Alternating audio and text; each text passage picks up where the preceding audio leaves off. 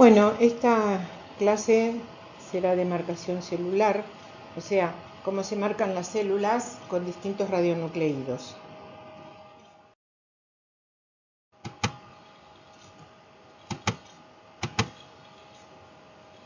Obviamente estas células marcadas se utilizan en procesos infecciosos y por eso decimos que estos procesos infecciosos continúan siendo el mayor problema de salud de causas de muerte a nivel mundial. Y de acuerdo con el informe de la World Health Organization, el 25% de todas las muertes en el mundo son causadas por procesos infecciosos.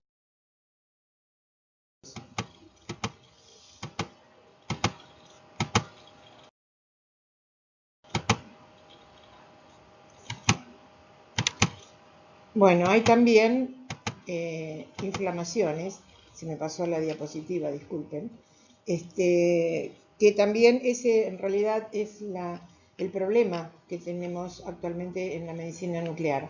La medicina nuclear, o sea, el diagnóstico por imágenes, ofrece la posibilidad y la sensibilidad de detectar infecciones e inflamaciones.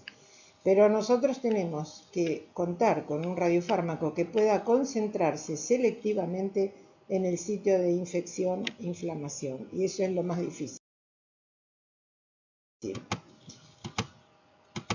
La inflamación es la respuesta de los tejidos al daño con el fin de atraer moléculas séricas y células del sistema inmune al sitio del daño. Y la infección es simplemente una contaminación con microorganismos.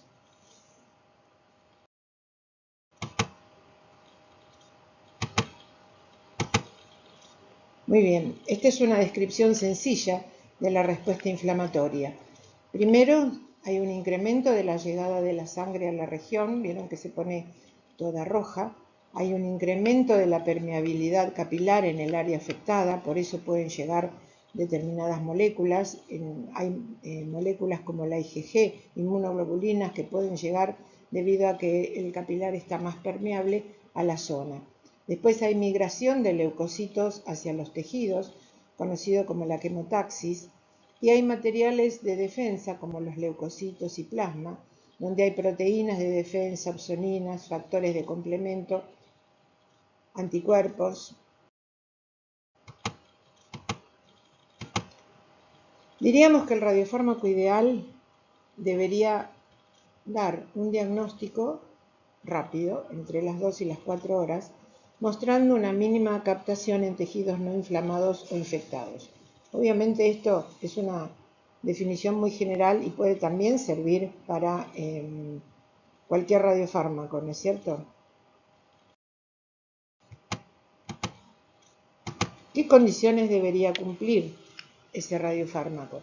Debería tener una fácil preparación de radiofarmacéutica para que obviamente se pueda utilizar en un centro de medicina nuclear. Después tener una amplia disponibilidad y un bajo costo, tanto para el radionucleído como para el fármaco. Una baja toxicidad y ausencia de respuesta inmune, que eso es importante. Una acumulación fisiológica poco significativa en sangre, hígado, vaso, tracto intestinal, médula, hueso, riñones o músculo. En realidad estas condiciones son muy bien aplicables a otros radiofármacos también, porque se tiene que lavar rápido del fondo y del tejido blanco. Tiene que haber una rápida detección de focos infecciosos y sobre todo esto, alta especificidad en la detección de otras causas de inflamación.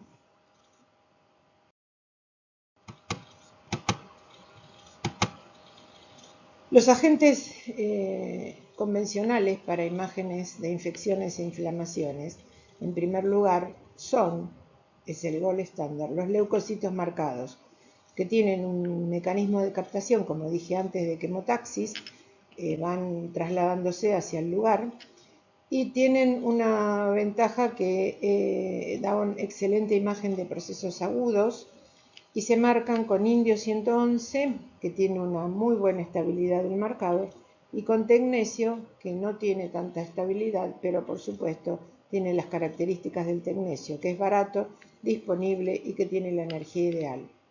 Las desventajas principales es la preparación laboriosa de la marcación celular, es el manipuleo del material potencialmente contaminado, porque este material que yo extraigo, lo proceso y lo marco, lo tengo que volver a inyectar en el paciente. Por lo tanto, tengo que hacer un manipuleo muy cuidadoso. El problema también puede ser la inestabilidad del marcado y en el caso del tecnesio hay una captación en vesícula.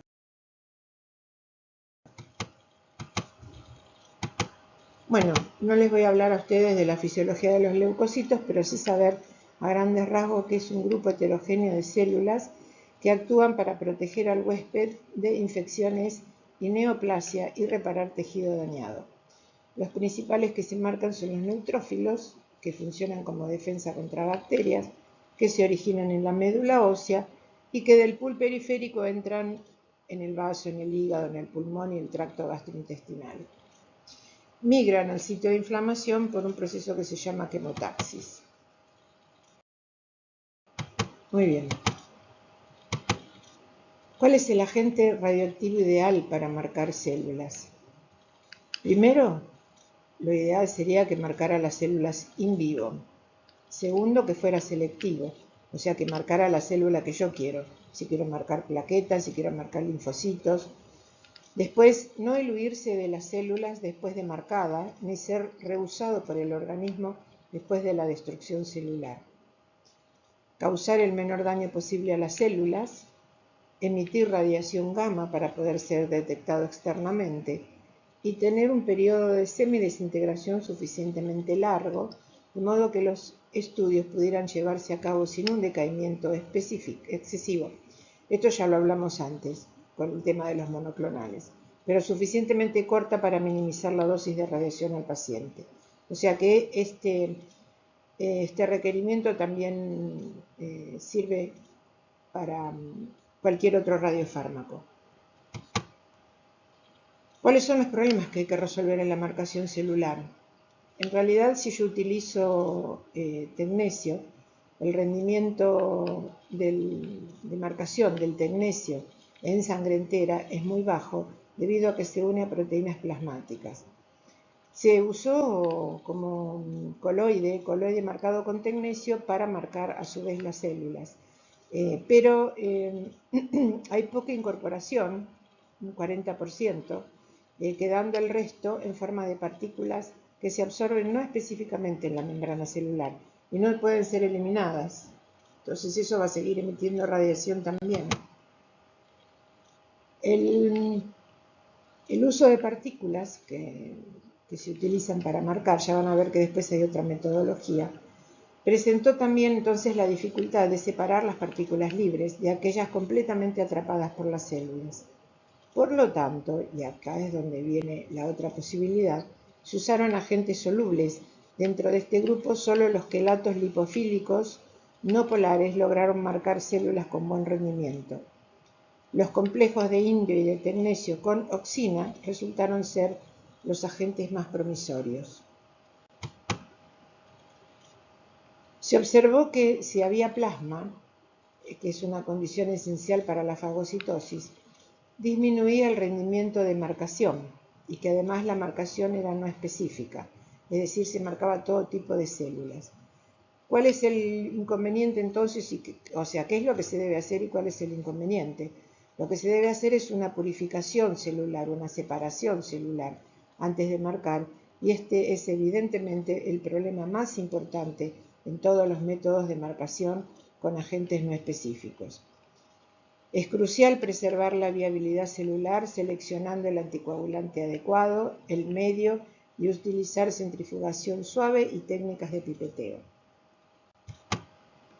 La separación celular, o sea, requiere una separación celular y obviamente requiere que como dije antes, que se separe el tipo deseado de células a partir de sangre entera. O sea, si voy a marcar plaquetas, si voy a marcar linfocitos. La sedimentación de los eritrocitos es el método más común para obtener una población mixta de leucocitos.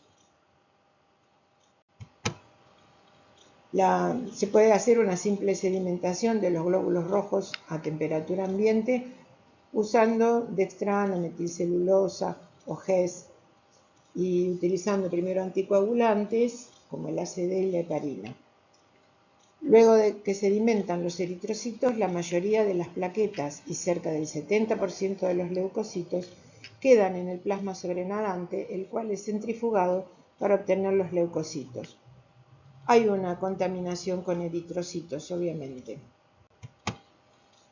La separación mejor de una población pura de neutrófilos se lleva a cabo por centrifugación con un gradiente de densidad tipo Ficoli-Pac, y después vamos a explicar la marcación.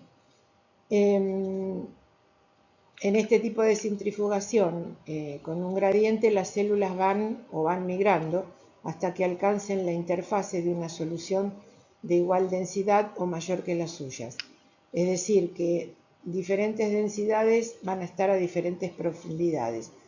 Y así se hace una separación con un gradiente. Entonces, tenemos marcaciones in vitro que se hacen con agentes lipofílicos. Este es el tipo de marcación más común porque dijimos que al principio que hubo problemas al marcar con coloides marcados con tecnesio porque el rendimiento de marcación no era evidentemente bueno. Al utilizar agentes lipofílicos es la más común y se basa primero en la separación de las células, como dije antes, por centrifugación selectiva, libre de plasma, luego de que se extrae sangre de un paciente con un anticoagulante apropiado. Esa sería la definición. Posteriormente, estas células son incubadas con un agente radioactivo, se lavan por centrifugación y se resuspenden en plasma o solución salina para su posterior inyección. Esto es la técnica de la marcación in vitro. Se puede marcar con quelantes como la indioxina, que se compran, obviamente, el radionucleido ya unido a la oxina. Es un agente lipofílico y bacteriostático que forma complejos con indio o con hierro, más 3. Este complejo de indioxina difunde pasivamente a través de la membrana celular y entonces permite que se incorpore la radioactividad y en el interior de las células se produce la disociación y el indio se une a los componentes del citoplasma, permaneciendo asociado a las células in vivo y la oxina se huye de las células. Se realizó desarrollo de agentes mejores que la indioxina para poder utilizar quelatos que marcaran célula en presencia de plasma. Por ejemplo, usaron la tropolona, pero en realidad el agente que hoy en día se sigue utilizando es la oxina, marcada con indio. Por supuesto que siempre se trató y se trata de utilizar otro radionucleido, de reemplazar estos radionucleidos que no se producen a través de un generador, que hay que traerlos desde el exterior, y se trató de reemplazarlo por el tecnesio, que es el trazador ideal y ya sabemos las razones. Entonces se utilizó en hexametilpropilenaminoxima, el HMPAO, que es marcada con tecnesio 99, y al comienzo del descubrimiento de este HMPAO se marcaba y se desarrolló en realidad como un agente de perfusión cerebral, sigue siendo un agente de perfusión cerebral, pero es liposoluble y marca selectivamente los leucocitos. Y entonces también la difusión pasiva es el mecanismo por el cual marca las células sanguíneas, que va de un 37 a un 86%. El tema es que ahora no estamos en este momento consiguiendo tecnesio 99 MHP-MPAO en nuestro país. Es necesario importar el HMPAO. Bueno, la otra forma de marcar in vitro, la primera es la que dijimos con los quelantes, usando los quelantes lipofílicos, y ahora tenemos la parte B, que es la marcación por fagocitosis, que es usando coloides, como el azufre coloidal, las milimicroesferas, y esta fagocitosis neutrofílica se lleva a cabo con partículas que van de 0,25 a 3 micrones, Por supuesto, la ventaja es la dosimetría y las características físicas del tecnecio. Se puede llevar a cabo una marcación de granulocitos y monocitos, pero la separación de las células del coloide que no se fagocitó no es posible por simple centrifugación.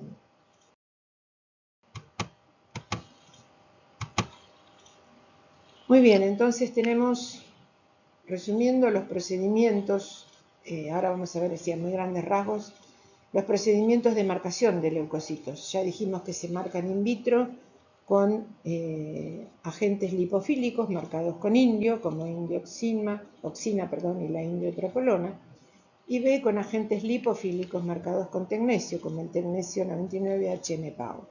Y luego, la fagocitosis usando coloides, como el fluoruro de estaño o microagregados de albúmina. Entonces, ¿cómo hacemos el procedimiento para marcar estas células utilizando quelantes lipofílicos de indio? 111. Se extrae con aguja y jeringa unos 50 mililitros de sangre venosa del paciente.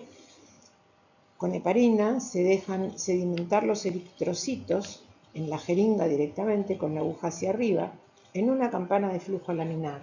O sea, acá es muy bueno detenerse a pensar y a ver ya no más cuántos pasos tiene este procedimiento y todas las precauciones que se deben tomar porque estas células marcadas vuelven a ser inyectadas al paciente. Entonces, tenemos que hacerlo en una campana de flujo laminar que nos indique un sitio seguro y dejamos sedimentar primeramente los eritrocitos. Luego el plasma que quedó rico en leucocitos se extrae en 2 tubos estériles y se centrifuga. El plasma pobre en leucocitos se separa y se guarda. Siempre todo esto hay que utilizar todos elementos estériles. El botón celular que me quedó se resuspende en solución fisiológica y se le agrega la indioxina, gota a gota, y la mezcla se incuba y se permite que esa indioxina entre en las células. Las células son centrifugadas nuevamente, lavadas una vez con plasma y resuspendidas en plasma para inyección. El rendimiento es mayor del 80%. Usando HMPAO, también que es otro quelante lipofílico pero marcado con tecnecio, se extraen 80 mililitros de sangre venosa con anticoagulantes y se transfieren todo a tubos estériles que tienen GES y se dejan sedimentar los eritrocitos. El solenadante se centrifuga, ven que son muy bajas las revoluciones de centrifugación para obtener un botón que el plasma rico en plaquetas se extrae y se centrifuga ahora a 2000 G y se obtiene el plasma libre de células. Se resuspende el botón en 1 mililitro de plasma y el kit de HMPAO se reconstituye, o sea, hay que marcar previamente el kit con tecnecio 99M y este volumen se agrega a los leucocitos y la mezcla se incuba 20 minutos a temperatura ambiente. La suspensión celular se centrifuga a 100 G y el botón se resuspende en 5 mililitros de plasma libre de células. Bueno, con esto hemos terminado los procedimientos de marcación. Como ven, lo único a resaltar aquí es que es un procedimiento, diría yo que bastante complicado por el hecho de tener que manipular la sangre del paciente y después volverla a reinyectar. Por lo tanto, todo esto hay que tenerlo en cuenta y obviamente utilizar campana de flujo laminar y todos los elementos estériles. Muchas gracias.